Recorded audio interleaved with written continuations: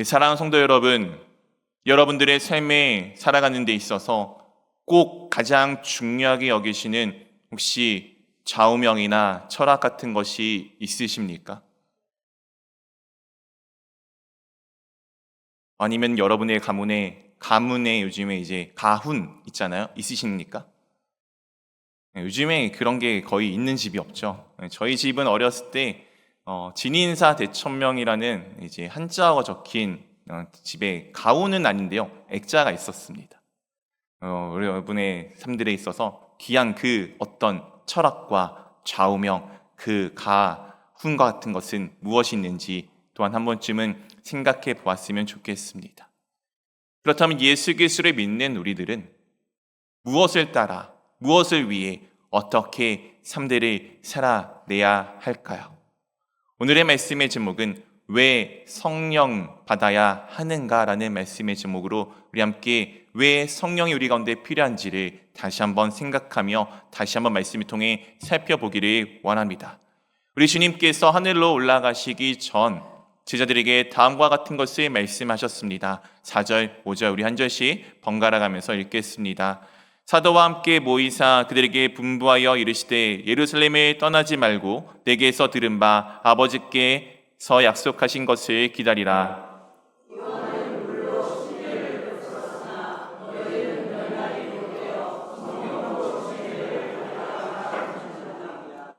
우리 주님께서 하늘로 올라가시기 전에 말씀하십니다. 아버지께서 약속하신 것을 기다리라. 그 약속하신 것이 무엇입니까? 성령 하나님입니다. 우리 사랑하는 성도 여러분, 나는 성령 하나님과 함께하는 사람입니다 라고 생각하시는 분 한번 마음속으로 손을 들어봐 주십시오. 나는 성령 하나님과 전혀 관계가 없는 것 같습니다 라고 생각하시는 분도 한번 마음으로 손을 들어봐 주십시오. 여러분의 선택이 어디에 있든 우리가 어떤 사람인지 내 말씀을 통해 한번 살펴보기를 원합니다. 오늘은 세 가지 왜라는 것을 조금 통해서 우리가 답을 조금 알아가기를 원하는데요. 우리 첫 번째 왜 한번 보기를 원합니다. 첫 번째입니다. 첫째 왜 오순절일까? 오늘 오순절 가운데 그들이 모여 있습니다. 2장 1절 우리 한번 같이 읽어보도록 하겠습니다. 사도행전 2장 1절입니다. 네, 읽어주세요. 시작.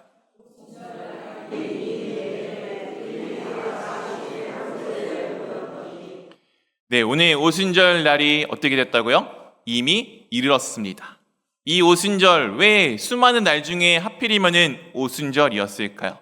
제가 조금 어려운 질문을 드리도록 하겠습니다. 예수님께서 죽으시는 날에 그 절기가 혹시 무엇인지 아십니까? 예수님은 유대의 어떤 절기 중에 돌아가셨을까요? 네, 제가 어려운 질문을 드린 게 맞군요. 유월절입니다. 혹시 유월절 무엇인지 기억나십니까? 네, 이스라엘 백성들이 애굽에서 노예 생활을 마지막으로 나오는 날이 바로 유월절입니다. 알고 있다시피 이스라엘 백성들이 애굽에서 나올 때 하나님께서 10가지 재앙을 내리셨죠. 마지막 재앙이 무엇이었습니까? 장자의 죽음입니다. 장자의 죽음이라는 게 장자만 죽는다는 것을 의미하는 것이 아니고요. 장자는 모든 것의 시작이고 근원이기 때문에 그 장자가 죽었다는 것은 모든 것이 죽었다는 것을 의미합니다. 이 모든 것이 죽어가는 이 애굽 가운데 이스라엘 백성들은 어떻게 그 죽음에서 벗어날 수 있었습니까?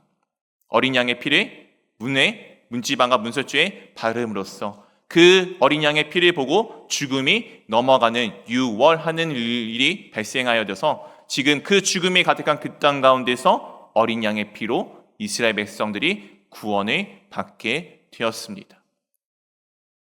예수님께서 십자가 위에서 죽으신 이 보혈의 사건이 이 유월절 어린 양의 피와 똑같은 것입니다. 유월절 그 어린 양의 피로 죽음이 넘어갔듯 예수 그리스도의 보혈의 은혜로 우리에게 죽음이 넘어갔습니다. 이 유월절이 예수님이 죽으신 절기라면은 오순절은 그날로부터 7일씩 7주 49일이 지난 다음 날입니다. 50일이라는 뜻이어서 오순절입니다. 이 50일 오순절이 구약에서는 다음과 같은 절기로 또한 말씀해 주십니다. 민수기 28장 26절입니다. 칠칠절 처음 익은 열매를 드리는 날에 너희가 여호와께 새 소재를 드릴 때 성회로 모일 것이요 아무 일도 하지 말 것이며. 77절입니다. 제가 어려운 질문을 드리도록 하겠습니다. 7 곱하기 7은 몇이죠? 네, 혹시 다른 대답하신 분 계십니까? 네. 네, 77에 49입니다. 그 다음이면 49일이라는 것을 의미하는 것이고 50일은 그 다음 날입니다. 이 날은 또 다른 말로는 맥추절이라고도 하고요. 또한 초실절, 처음 열매를 얻는 날이기 때문에 초실절이라고도 합니다. 한 해의 가장 첫 번째 소득을 얻는 날, 이것이 바로 오순절입니다. 오늘 이 오순절에 그렇게 하나님 앞에 이 성령이 임했다는 것은 무엇인가 첫 열매가 맺어짐에 우리 가운데 보여주시는 것입니다. 애굽에 살던 이스라엘 백성들이 나와서 광야 생활을 떠들고 다니다가 그들이 하나님의 약속하신 땅에 들어가서 그 땅에서 처음 열매를 맺은 것을 감사하며 드렸던 그날, 이 칠칠절, 그 생명의 첫 열매가 오늘 이 날에 임한 것입니다. 우리의 원래 모습이 다음과 같았습니다. 창세기 2장 7절입니다. 여호와 하나님이 땅의 흙으로 사람을 지으시고 생기를 그 코에 불어넣으시니 사람이 생명이 되니라. 이 땅은 히브리어로 아파르라고 씁니다. 우리 지난주 새가족 여러분들은 이 내용이 무엇인지 들었습니다. 땅에는 여러 종류가 있죠. 무언가 심어서 생명이 나는 땅이 있고요. 무언가 심어도 아무것도 나지 못하는 불모지가 있습니다. 이 아파르는 먼지, 쓸데없는 것, 어떤 생명을 날 수 없는 땅을 의미합니다. 원래 우리가 그런 존재였어요. 근데 우리가 어떻게 다른 생명을 낳고 생명을 낳는 존재가 될 수 있었느냐? 어떻게 살아있는 존재가 될 수 있었느냐? 그것은 하나님의 영이 우리 가운데 함께 하였기 때문입니다. 그런데 이 하나님의 영이 우리와 더 이상 함께하지 못하는 상황이 발생하게 됩니다. 창세기 6장 3절입니다. 여호와께서 이르시되 나의 영이 영원히 사람과 함께하지 아니하리니 이는 그들이 육신이 됨이라. 그러나 그들의 날은 120년이 되리라 하시니라. 하나님의 아들들이 사람의 딸들을 보고서 자신이 원하는 대로 마음껏 그들을 취하며 살아가며 하나님과 멀어지기 시작합니다. 오늘 육신이 되었다는 것은 영이신 하나님과 대조되는 상황을 의미합니다. 이 육체를 의미하는 것이 아니요, 상황을 그렇게 설명하는 것입니다. 하나님과 함께 살아가던 사람들이 이제는 하나님이 아니라 자신 멋대로 자신의 마음대로 하나님과 떨어져 대적하며 살아가는 것이 육신이 되었다는 말씀으로 우리 가운데 전하여 주십니다. 그러자 하나님의 영이 어떻게 한다고요? 우리와 영원히 함께하지 못하게 되었습니다. 이것이 우리는 죽음이라고 의미합니다. 죽은 것은 그 어떤 생명을 낳지 못합니다. 우리 사랑하는 성도 여러분, 콩 심어 보셨습니까? 요즘에 학습 과정에 어릴 때 콩 심어 보잖아요. 혹시 그 콩은 삶은 콩 심어 보셨습니까? 삶은 콩 뱃날 첫날 가장 좋은 땅에 아무리 비료를 열심히 붓고 열심히 물을 주고 가장 좋은 태양 때 막 열심히 비친다고 하는데 그 삶은 콩이 생명을 내는 거 보셨습니까? 삶은 콩은 절대로 다른 생명을 낳지 못합니다. 왜죠? 이미 그 삶음으로써 그가 죽은 존재이기 때문이죠. 죽음은 생명을 낳지 못합니다. 그런데 콩이 아무리 메말라 있고 아무리 그것이 오래된다고 하는데 그것이 생명이 그 안에 있다면은 걔는 심겨지기만 하면 언젠간 때가 되면은 생명을 낳고 열매를 맺는 놀라운 일을 발생하게 됩니다. 오늘 원래 우리는 하나님이 없이 죽은 존재였어요. 하나님의 영이 떠나 죽은 존재였습니다. 그런데 오늘 초실절, 오순절, 그날에 하나님의 영이 다시금 우리 가운데 임하신 것입니다. 죽었던 우리가 다시 살아나게 되었습니다. 그리고 그 초실절, 생명의 결과가 우리 가운데 맺혀짐에 감사하는 그 시간처럼 우리가 다시 생명이 되어 주께 생명을 쏟아내는 다시금 회복되어짐에 감사할 수 있는 시간이 되었기에 오늘 다른 날이 아니라 오순절에 주님께서 하나님께서 영으로 우리 가운데 임하신 것입니다. 그리고 성령 하나님이 임하시면은 꼭 하나 기억나는 것이 있죠. 무엇이죠? 그렇죠. 불도 있고 방언. 혹시 우리 사랑하는 성도 여러분 중에 방언 하시는 분 계십니까? 오늘 성령 하나님께서 왜 수많은 것이 아니라 방언, 언어와 관계가 있었는지 우리 두 번째 주제 한번 같이 읽고 살펴보기를 원합니다. 둘째, 왜 방언이었을까? 이 방언이라는 것은 우리가 생각하는 기도할 때 우리가 무엇인가 알아듣지 못하는 그 이상한 말이 아니라 오늘의 방언은 외국어를 의미하고 있습니다. 오늘 성령 하나님의 임재하심을 2절에 다음과 같이 말씀하여 줍니다. 호련히 하늘로부터 급하고 강한 바람 같은 소리가 있어 그들이 앉은 온 집에 가득하며. 우리 성령님을 바람이라고 표현합니다. 헬라어로 푸뉴마, 바람이라고 표현하는데 하늘로부터, 어디로부터요? 하늘로부터, 이 땅이 아니라 하늘로부터 급하고 강한 바람 같은 소리가 있었습니다. 바람인가요? 소리인가요? 네, 오늘의 말씀을 보면은 소리입니다. 바람 같은 소리입니다. 오늘 아침에도 바람이 많이 불더라고요. 바람 소리 들어보셨잖아요. 오늘 그 바람과 같은 소리입니다. 왜 오늘 소리를 강조하고 있을까요? 그리고 다음과 같이 3절, 4절에도 말씀하여 줍니다. 우리 한 절씩 번갈아 가면서 읽겠습니다. 마치 불의 혀처럼 갈라지는 것들이 그들에게 보여 각 사람 위에 하나씩 임하여 있더니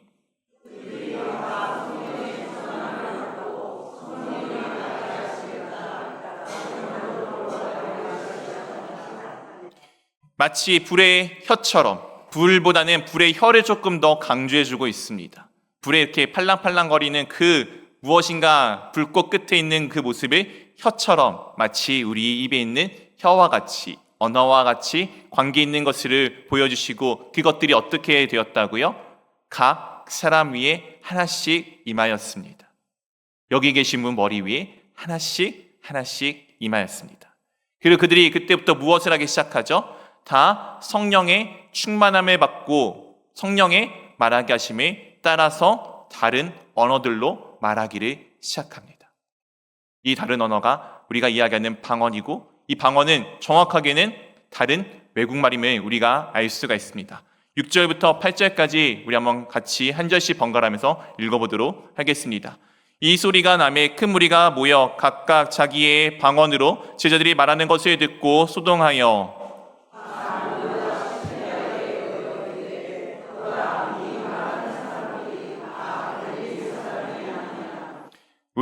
우리 각 사람이 난 곳의 방언으로 듣게 되는 것이 어찌 됨이냐라고 지금 예루살렘에 몰려온 사람들이 이야기를 하는 것입니다. 제자들이 성령을 받고 갑자기 이야기를 하자 이 이야기를 하는 것입니다.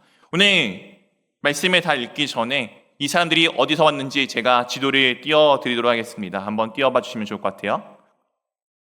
네, 하나 더 넘겨주시면 좋겠습니다. 지금 저 지역에서 예루살렘으로 사람들이 몰려왔습니다. 왜냐하면 77절은 하나님께서 사람들이 남자들에게 이스라엘 유대인들에게 나의 앞에 오라고 하신 3대 절기 중에 하나이기 때문입니다. 오늘은 우리가 여행을 자유롭게 하지만 저 당시 시대는 여행을 자유롭게 할 수 없는 시대였습니다. 저 많은 지역의 사람들이 그 나라의 본토의 말을 가지고 지금 알고 있는 상황 가운데 예루살렘에 몰려왔는데 놀랍게도 예수님의 제자들이 갈릴리 출신의 이 사람들이 저 지역에 있는 수많은 말들을 이야기하는 것이었습니다. 우리 가운데 참 놀라운 일이 일어나게 되었습니다. 이 언어와 관계되어져 있는 깊은 말씀이 창세기 11장 1절에 다음과 같이 말씀이 되어집니다. 온 땅의 언어가 하나요 말이 하나였더라. 원래 말은 하나였습니다. 우리 사랑하는 어린이들, 우리 중고등학생 친구들 영어 배우기 쉽습니까? 네, 영어가 없었으면 얼마나 좋았을까요? 오늘 여러분이 영어를 배우는 사건이 이 11장에 담겨져 있습니다. 11장에 원래 말은 하나였는데 그 말이 왜 흩어지는지 4절에 우리가 조금 이해의 말씀들을 통해서 보기를 원합니다. 4절입니다. 또 말하되 차 성읍과 탑을 건설하여 그 탑 꼭대기를 하늘에 닿게 하여 우리 이름을 내고 온 지면에 흩어짐을 면하자 하였더니. 사람들이 언어 하나 가운데 지금 그들이 이야기를 하는 것입니다. 우리가 탑을 지어서 저 하늘 높이까지 만들고 우리가 흩어짐을 면하고 우리가 우리 이름을 높이자. 하나님께서 태초에 사람을 만드시고 사람에게 무엇을 하라고 말씀하셨죠? 네, 생육하고 번성하여 땅에 충만하라. 근데 지금 이 사람들은 무엇을 이야기합니까? 온 지면에 흩어짐을 면하자 하고 누구의 이름을 내요? 나의 이름을 내고. 이랬던 사람들에게 지금 주님께서 하늘로부터 내려와 다음과 같은 것을 말씀하십니다. 6절부터 8절까지 한 절씩 읽어보도록 하겠습니다. 여호와께서 이르시되 이 무리가 한 족속이요 언어도 하나이므로 이같이 시작하였으니 그로는 그 하고자 하는 일을 막을 수 없으리로다.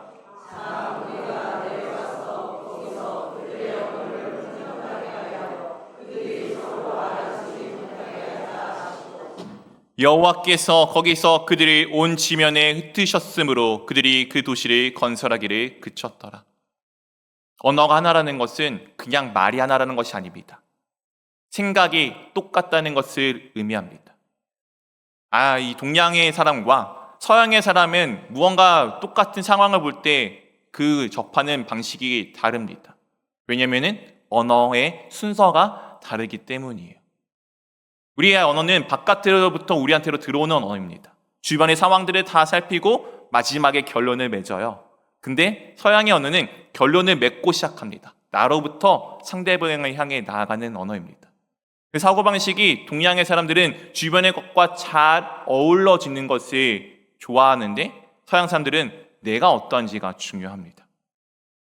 언어라는 것은 그냥 말이 아니고 우리의 마음, 우리의 생각이 어떠한지를 말해주는 건데 오늘 언어가 원래 어떠했다고요? 하나였습니다. 그들이 지금 한 마음으로 한 일이 무엇입니까? 하나님의 뜻을 쫓는 것이 아니라 하나님의 말씀에 대항하는 육신이 되어져 있는 모습을 우리 가운데 보여주죠. 그래서 하나님이 그들의 마음을 흩으셨습니다. 옆에 사람과 말이 안 통하지 않습니까? 내 배우자랑 특히 안 맞잖아요. 우리 뭐라고 합니까? 흔히 로또라고 이야기하지 않습니까? 네, 안 맞아요. 네. 결혼식 때 한번 맞아가지고 결혼했더니 안 맞아요. 네, 그 이유가 이 언어, 말 쓰는 것이 다르기 때문입니다. 오늘 그 언어를 흩으심으로써 하나님께서 하셨던 말씀, 온 땅에 충만하라를 지금 만족시켰어요. 그리고 그 모든 것이 이제 회복될 때가 되었습니다. 그리하여 주님께서 지금 우리에게 다음과 같은 것으로 회복시키시는 것입니다. 사도행전 2장 11절 말씀 같이 읽어보도록 하겠습니다. 그레데인과 아라비아 등 우리가 다 우리의 각 언어로 하나님의 큰 일을 말함을 듣는도다 하고, 오늘 갑자기 각 외국에 있는 사람들에게 갑자기 하나님의 말씀이 들리기 시작합니다. 자신들의 언어로. 다른 것이 아니라, 다른 이야기가 아니라 하나님의 큰 일을 듣기 시작합니다. 오늘 이 이야기를 하는 것은 누구였죠? 갈릴리 사람 예수님의 제자들이었습니다. 예수님의 제자들 불과 얼마 전만 해도 10일 전만 해도 예수님이 올라가시는 곳 가운데 물어봤습니다. 하나님, 예수님, 이스라엘 나라가 회복될 때가 지금입니까? 우리가 이제 왕노릇할 때가 지금입니까? 우리가 저 로마 압제로부터 벗어나 이스라엘이 모든 세상을 다스릴 때가 지금입니까? 라고 묻던 그들에게 오늘 주님께서 원래 계속하시던 말씀, 하나님 나라와 관계없이 삶을 살아가던 그들이 이제서는 무슨 일을 이야기하기 시작합니까? 하나님의 나라의 일을 말씀하기 시작합니다. 왜 갑자기 이렇게 변화가 되었을까요? 그렇게 왜 그들이 한마음이 되어서 주님 앞에 나아가는 삶 가운데 자신의 나라가 아니라 하나님의 나라의 이야기를 하는 그 놀라운 일이 시작될 수 있었을까요? 우리 한번 셋째 같이 읽어보도록 하겠습니다. 셋째, 왜 갑자기 바뀌었을까? 예수님께서 부활하시고 이 땅 가운데 40일이라는 시간을 제자들과 함께 지내셨습니다. 오순절은 유월절로부터 50일 뒤의 일입니다. 그러면 예수님께서 올라가시고 제자들이 함께 기도했던 시간이 열흘 정도 되는 시간이라는 것을 우리는 알 수가 있습니다. 열흘 전만 해도, 50일 전만 해도 베드로는 십자가 위에 달리시는 예수님을 보고 도망갔던 사람입니다. 심지어 예수님을 모른다고 확증하면서. 그 위에도 때로는 부활하신 예수님을 보았음에도 보지 못하고 부활도 믿지 못하고 심지어 예수님이 하늘나라 올라가는 그 순간까지도 여전히 이 땅의 삶들을 추구하는 그가 갑자기 오늘 오순절이 지난 이후에 다음과 같은 일을 하게 됩니다. 14절 말씀 우리 한번 같이 읽어보도록 하겠습니다. 베드로가 11사도와 함께 서서 소리를 높여 이르되 유대인들과 예루살렘에 사는 모든 사람들아, 이 일을 너희로 알게 할 것이니 내 말에 귀를 기울이라. 50일 전만 해도 자신을 죽일까 하여 도망 다녔던 베드로. 오늘 그 베드로가 지금 사람들 앞에 서서 지금 이 상황을 예수님이 누구인지를 증거하기 시작합니다. 어떻게 해요? 서서 소리를 높여 이르되. 베드로만 섰습니까? 예수님의 제자들도 함께 섰습니다. 그들이 한 마음과 한 뜻으로 하는 일이 무엇입니까? 예수 그리스도의 복음을 전하기 시작합니다. 이것이 왜 그렇게 됩니까? 사도행전 1장 8절에 주님께서 우리에게 이와 같은 말씀으로 약속하셨습니다. 오직 성령이 너희에게 임하시면 너희가 권능을 받고 예루살렘과 온 유대와 사마리아와 땅 끝까지 이르러 내 증인이 되리라 하시니라. 성령을 우리에게 임하시면은 우리가 권능을 받고 무엇을 합니까? 예수 그리스도의 증인이 됩니다. 우리가 권능을 어떻게 받습니까? 세상의 권능을 받기 위해서는 사람의 마음대로 환심을 사야 돼요. 공부를 열심히 해야 돼요. 돈이 많아야 돼요. 아니면은 무엇인가 탁월한 능력이 있어야 됩니다. 오늘의 권능은 어떻게 임하게 되었습니까? 성령 하나님이 우리 가운데 임하시면 생기게 됩니다. 세상의 권능은 남의 것을 빼앗습니다. 내 것을, 내가 원하는 것을 이루는데 급급한데 이 권능은 무엇에 관한 권능입니까? 예수 그리스도의 증인이 되는 권능입니다. 베드로, 도망갔던 그 베드로, 예수님을 모른다고 3번이나 부인했던 그 베드로가 오늘 사람들 앞에 서서 다음과 같은 것을 전합니다. 32절, 34절 한 절씩 번갈아 가면서 읽겠습니다. 이 예수를 하나님이 살리신지라 우리가 다 이의 증인이로다.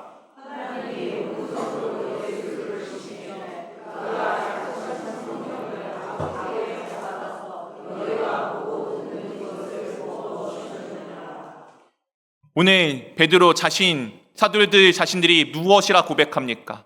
이 일의 증인이라고.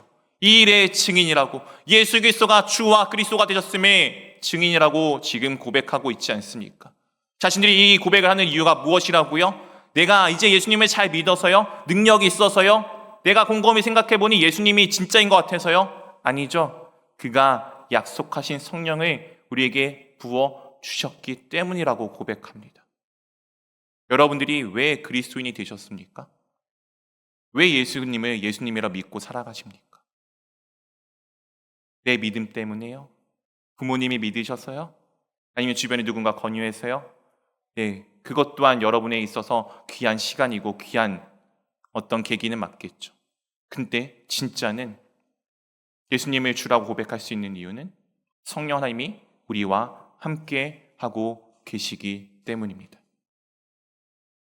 오늘 베드로, 예수님을 모른다고 부인하던 그 베드로가 예수님과 함께 살아가는 삶이 드디어 이루어지기 시작합니다. 오늘 수많은 예수님의 제자들이 이제 예수님과 함께 사는 삶을 시작하게 됩니다. 그 이유가 무엇이었나요?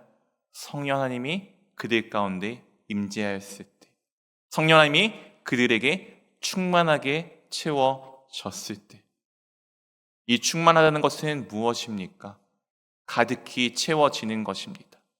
성령 충만함은 무엇입니까? 오늘 예수님의 제자들이 무엇을 이야기하였죠? 성령의 말하시게 하심에 따라 하나님의 말씀을 이야기하기 시작합니다. 하나님의 말, 하나님의 뜻을 전하고 그 말과 뜻에 알맞는 삶들을 살아내기 시작합니다. 그들이 어떻게 살았는지 40절, 41절에 다음과 같이 말씀하여 줍니다. 또 여러 말로 확증하여 권하여 이르되 너희가 이 패역한 세대에서 구원을 받으라 하니 41절 같이 읽어보도록 하겠습니다. 그 말을 받은 사람들은 침례를 받음에 이날의 신도의 수가 3,000이나 더하더라. 여러 말로 확증합니다. 계속해서 증거합니다. 구원을 받으라, 구원을 받으라, 구원을 받으라. 혹시 예수님처럼 죽을지도 모르는 위협 가운데 계속 예수님을 전합니다. 왜 그랬을까요? 그것이 생명임을 알았기 때문입니다. 그리고 그 열매는 무엇입니까? 그 말을 받은 사람들은 침례를 받았습니다. 그리고 이날에 신도의 수가 3,000이나 더해졌다고 합니다. 3,000명이든 10,000명이든 중요한 숫자가 아닙니다. 그 열매가 있었음을 보여주는 것입니다. 오순절 성령이 임하자 첫 열매가 지금 첫 열매인 제자들을 통해서 어떻게 됩니까? 또 다른 생명들이 태어나는 것을 보지 않습니까? 그들이 생명과 함께함을 보여주지 않았습니까? 성령 충만한 사람은 하나님의 말씀을 가지고 살아가는 사람들입니다. 모든 판단의 기준, 무엇인가 결정의 기준이 하나님 말씀에 있는 것입니다. 여러분의 삶들은 얼마나 하나님 말씀을 기준으로 삼고 내 삶을 살아내고 계십니까? 이것은 우리 가운데 너무나도 중요한 문제입니다. 왜냐하면 죽었느냐 살았느냐의 문제이기 때문입니다. 하나님의 말씀이 없는 삶은 죽은 삶입니다. 살아있는 것 같아 보이지만 죽은 삶입니다. 하나님의 말씀과 함께하는 삶은 무엇입니까? 때로는 힘들고 어려워 보이고 지쳐 보이고 고통스러워 보여도 그 길은 살아있는 길입니다. 어느 길을 가고자 하십니까? 저는 원하기를 우리 여기 계신 모든 분들이 살아있는 주님의 자녀가 되기를 원합니다. 하나님의 말씀과 뜻을 이루는 삶이 되기를 원합니다. 그리하여 참된 영광, 하나님께 영광, 하나님의 말씀과 하나님의 뜻이 이루어지는 삶이 되어져 내가 살아있음을 고백하고 그 생명을 누군가에게 전하여 주셔서 여러분들로 인하여 나뿐만 아니라 내 주변에 있는 사람들도 살아남을, 나로 인하여 주님 안에서 우리 모두가 회복되어짐을 고백하는 그런 귀한 삶이 될 수 있기를, 이 한 주가 될 수 있기를 주님의 이름으로 축원드립니다.